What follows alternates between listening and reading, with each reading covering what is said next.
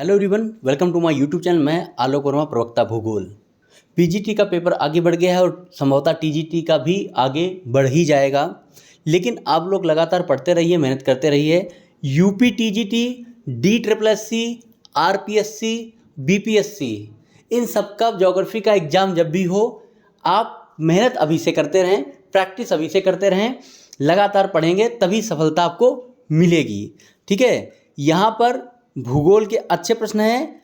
आप बीपीएससी देंगे, आरपीएससी देंगे, यूपी पीजीटी देंगे या DSSB देंगे, प्रश्न ज्योग्राफी के उसी तरीके के रहेंगे। तो इसलिए लगातार प्रैक्टिस करते रहिए, अच्छे प्रैक्टिस सेट आपको देता रहूँगा। पहला प्रश्न, निम्नलिखित में कौन सही सुमेलित नहीं है? निम्नलिखित में से कौन सही सुमेलित नहीं है? एक तरफ वॉल्केनिक माउंटेन है, दूसरी तरफ कंट्रीज़ हैं। माउंट रेनियर अमेरिका, बिल्कुल सही। माउंट एटना इटली में है, बिल्कुल सही। माउंट पेरिकुटिन मैक्सिको में है, बिल्कुल सही, ये याद कर लीजिए अच्छे से। माउंट ताल इंडोनेशिया में नहीं है, यही हमारा आंसर है। माउंट ताल फिलीपींस में है, इंडोनेशिया में नहीं है। ठीक है, इसलिए डी हमारा आंसर है, माउंट ताल फिलीपींस में है। ओके, दूसरा प्रश्न, निम्नलिखित कथनों में कौन सा से कथन सत्य हैं? दो कथन दिए गए हैं, कौन सही है कौन गलत है हमें देखना है। पहला कथन देखते हैं, पूर्वोत्तर भारत में सबसे बड़ा अपवाह क्षेत्र ब्रह्मपुत्र का है। बिल्कुल सही बात है, पूर्वोत्तर भारत की सबसे बड़ी नदी आप देखेंगे तो ब्रह्मपुत्र है। ब्रह्मपुत्र का उद्गम तिब्बत में मानसरोवर झील के पास से होता है, चीन में इसे सांगपो कहते हैं। ओके, पहला कथन सही। दूसरा है, मानस नदी सिक्किम से निकलती है। तो मानस एक नदी है जो असम में होकर बहती है, वो सिक्किम से नहीं निकलती। आंसर क्या है? केवल एक।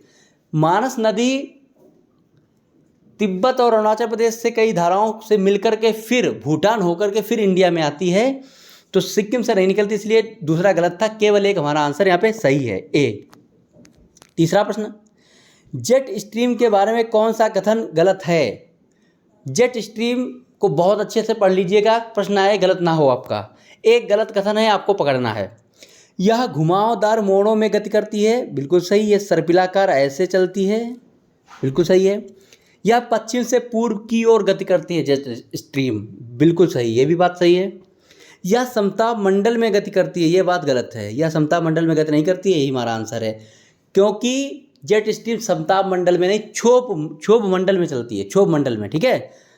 चौथा देखिए, यह लगभग 300 किलोमीटर प्रति घंटा की रफ्तार से गति करती है, ये भी सही है।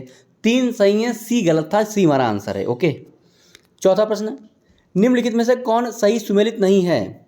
एक तरफ खाने दिए हैं, माइंस दी हैं, दूसरी तरफ उनमें निकलने वाला खनिज पदार्थ। ठीक है। बैलाडीला लोहा, बिल्कुल सही।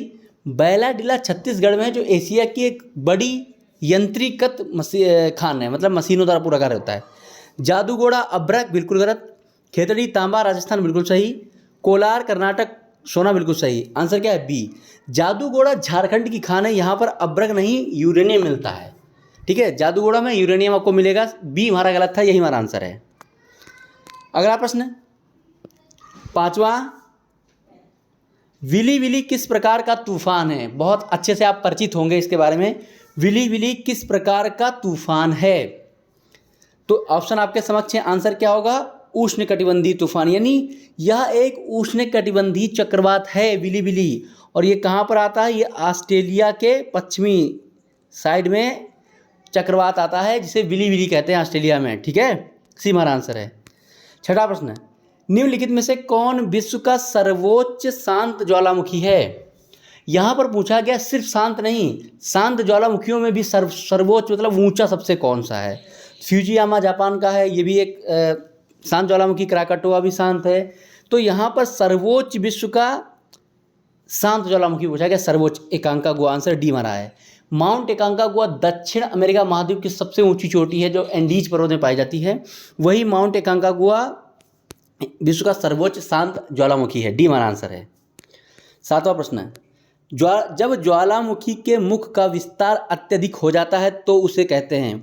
ज्वालामुखी ऐसे उद्गार हुआ और उसका अगर मुख ऐसे बड़ा सा हो जाता है तो उसको क्या कहते हैं? अच्छा प्रश्न है, आप लोगों को, कई लोगों को पता भी होगा, अच्छे से समझते चलिए। आंसर है सी, काल्डेरा। ठीक है, ज्वालामुखी का जो मुख हो उसका अत्यधिक विस्तार हो जाता है। विस्तार कैसे होता है कि दोबारा भी विस्फोट हो जाता है तो उसका ऊपर वाला भाग उड़ जाता है, बड़ा सा मुंह हो जाता है, उसको कालडेरा कहते हैं। ठीक है, सी हमारा आंसर है। 8वां प्रश्न, निम्नलिखित देशों का उत्तर से दक्षिण सही क्रम क्या होगा? बहुत अच्छा प्रश्न है। आप वर्ल्ड मैप को बहुत अच्छे समझते चलें, आपके दिमाग में पूरा वर्ल्ड मैप हो। उत्तर से दक्षिण देशों को सही क्रम में लगाना है तो सबसे पहले ये देश है, यहाँ पे नंबर 2 आएगा जापान, सबसे उत्तर में है। जापान से दक्षिण में चलेंगे तब तंजानिया आएगा 3 नंबर। उसके बाद आएगा 1 नंबर पराग्वे और सबसे अंतिम में आएगा 4 नंबर आपका न्यूजीलैंड, सबसे अंत में आएगा। आंसर क्या है? 2 3 1 4, 2 3 1 4, आंसर है डी। ठीक है, तो ये आंसर अच्छा है डी, और इसको समझते चलिए, आगे बढ़ते रहिए। 9वां प्रश्न, निम्नलिखित में कौन बेसाल्ट निर्मित लावा प्रवाह से ढकी पहाड़ियाँ हैं? बेसाल्ट निर्मित और लावा से ढकी पहाड़ियाँ कौन सी हैं? ऑप्शन आपके समक्ष हैं, सेवाराय पहाड़ियाँ, गड़जात पहाड़ियाँ, महादेव पहाड़ियाँ, राजमहल पहाड़ियाँ। आंसर क्या है? डी, राजमहल पहाड़ियाँ। राजमहल पहाड़ियाँ झारखंड। ठीक है, बेसाल्ट निर्मित है और लावा प्रवाह से ढकी हुई पहाड़ियाँ हैं, डी हमारा आंसर है। अच्छा इंपॉर्टेंट प्रश्न था। 10वां प्रश्न, ये भी कई बार आया है, छोटा सा प्रश्न है लेकिन इसको गलत मत करिए। पाट भूमि पाई जाती, पाट भूमि जो पाई जाती है वो छोटा नागपुर पठार। आंसर क्या है? डी। छोटा नागपुर पठार में जो रेगिस्तानी मैदान है उसको पाट कहते हैं झारखंडी क्षेत्र में, झारखंडी भाषा में। डी हमारा आंसर है, पाट भूमि कहते हैं। 11वां, निम्नलिखित कथनों में कौन सा से कथन सत्य है? यहाँ पर भी 2 कथन दिए गए हैं, आपको समझना है। पहला, भारत में उच्च प्रवणता की भूकंपीय पेटी हिमालय क्षेत्र में पाई जाती, बिल्कुल सही है। उच्च प्रवणता मतलब सबसे अधिक प्रवणता, जहाँ पे बहुत ज़्यादा भूकंप आने की संभावना है, वो उच्च पेटी भूकंप की हिमालय क्षेत्र में पाई जाती है, बिल्कुल सही बात है। हिमालय में भूकंप आते रहते हैं, हल्के हल्के झटके। दूसरा, हिमालय क्षेत्र में अनुदैर्ध्य उत्क्रम मेखलाएँ स्थित हैं, बिल्कुल सही। कई अनुदैर्ध्य उत्क्रम मेखलाएँ हैं तो वहाँ पर ये सब चीज़ें हैं। आंसर क्या है? सी। 1 2 दोनों बातें बिल्कुल सही हैं, दोनों स्टेटमेंट एकदम सही हैं। 12वां प्रश्न, डंकन पास किनके बीच स्थित है? किनके बीच नहीं, यहाँ पे कहाँ स्थित है ये होगा। डंकन पास कहाँ स्थित है? तो डंकन पास, डंकन दर्रा एक पास है, ये कहाँ स्थित है? तो ऑप्शन आपके समक्ष है, आंसर क्या होगा? ना तो असम में है ना अरुणाचल प्रदेश में है, ये अंडमान निकोबार द्वीप समूह में है। डंकन दर्रा, डंकन पास अंडमान निकोबार द्वीप समूह में है, डी हमारा आंसर है, अंडमान निकोबार द्वीप समूह। ठीक है। 13वां प्रश्न, निम्नलिखित कथनों में कौन सा से कथन सत्य है? यहाँ पर भी 2 कथन हैं, बहुत अच्छे प्रश्न हैं, इस तरीके के प्रश्न आपको मिलेंगे। 2 कथन आपको पकड़ने हैं।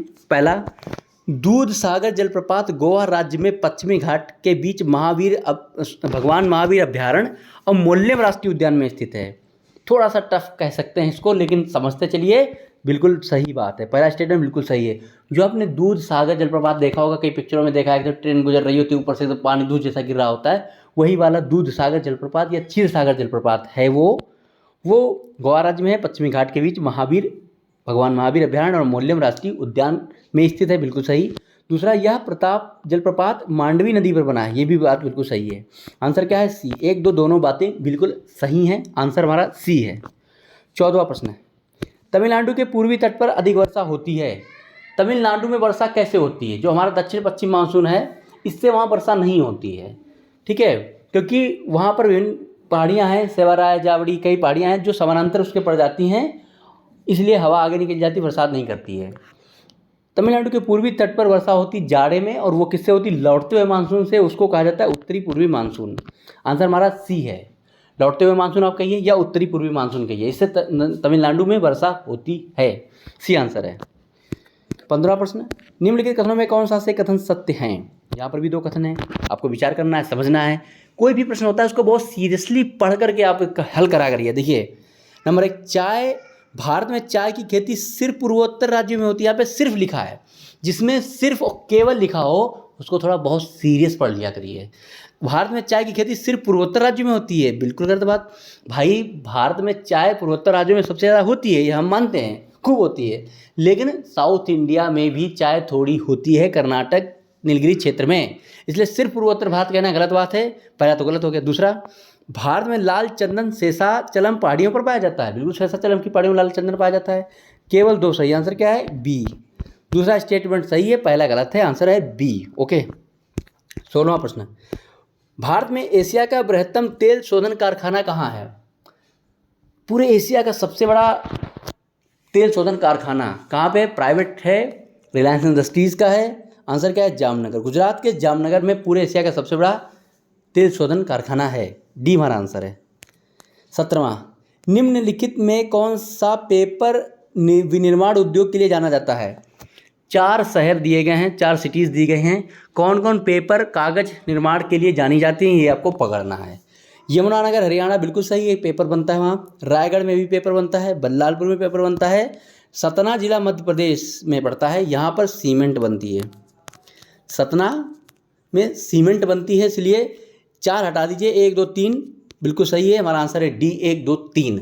सतना में सीमेंट बहुत मिलता है, ठीक है, बनता है सीमेंट के कारखाने। ओके। 18वां, निम्नलिखित नगरों में कौन भारत का पिट्सबर्ग कहलाता है? पिट्सबर्ग, जहाँ पर बहुत उद्योग धंधे कारखाने हैं, लोहे का कार्य होता है, तो भारत का पिट्सबर्ग, ये सब चीज़ें आप याद रखें। भारत का पिट्सबर्ग किसे कहेंगे? आंसर क्या है? सी, जमशेदपुर। जमशेदपुर को भारत का पिट्सबर्ग कहते हैं।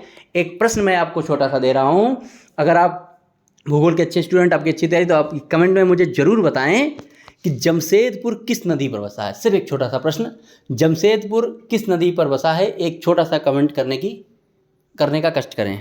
सी आंसर है फिलहाल यहाँ पर। 19वां प्रश्न, निम्नलिखित पहाड़ियों का उत्तर से दक्षिण सही क्रम क्या होगा? ये साउथ इंडिया की पहाड़ियाँ हैं, बहुत अच्छे से पहाड़ियाँ वगैरह आप याद रखें, उत्तर से दक्षिण आ सकती हैं। इनका उत्तर से दक्षिण सही क्रम क्या होगा? 4 पहाड़ियाँ हैं, आप एकदम से पढ़ लीजिए पहले। नल्लामलाई, नीलगिरी, जावड़ी, अन्नामलाई, ये सब हैं। इनमें सबसे ऊपर कौन सी आएगी? नल्लामलाई आएगी, ठीक है। उसके बाद Jawali hills Tamil Nadu, Nilgiri hills Tamil Nadu, Kerala Karnataka border, Annamalai last में। आंसर क्या है? सी, नल्लामलाई सबसे पहले, फिर जावड़ी, फिर नीलगिरी, फिर अन्नामलाई। सी हमारा आंसर है, ठीक है। उत्तर से दक्षिण सही क्रम सी है। ओके। 20वां प्रश्न, भारत में बागानी कृषि के अंतर्गत उगाई जाने वाली मुख्य फसलें कौन सी? बागानी मतलब बागों में जो होती हैं। ए में देखिए सूरजमुखी सोयाबीन, गलत। बी में देखिए सोयाबीन, गलत। सी हमारा आंसर है। डी में देखिए अंगूर, आगे गलत है ये। तो चाय, रबर, नारियल, कहवा, ये बागानी फसलें हैं। सी हमारा आंसर है। बस 20 ही प्रश्न थे, अच्छे से पढ़ते रहिए, मेहनत करते रहिए, कोशिश करूंगा प्रश्नों की संख्या में बढ़ाऊं। धन्यवाद।